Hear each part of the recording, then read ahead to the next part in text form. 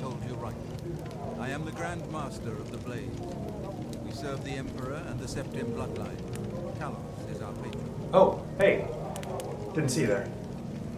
Welcome to Skingrad, home of the Skingrad Breton boys. Now, the many Breton boys fans out there might know this week didn't go so well. In fact, we came in dead last in the league for points scored. We went up against a formidable team, but even that is no excuse. Some of you might know the real reason why we lost this week.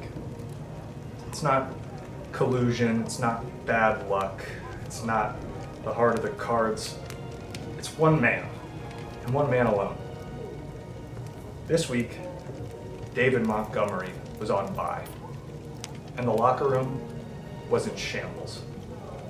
Christian McCaffrey doesn't even know how to play football without a pep talk from Monty before the game. You saw what happened to Quentin Johnston, what happened to Jake Ferguson. It's disgusting, but it's true. We need David Montgomery. The league needs David Montgomery. Everybody in the world needs David Montgomery. So, if I'm looking forward to the coming weeks, I'm looking forward to one thing.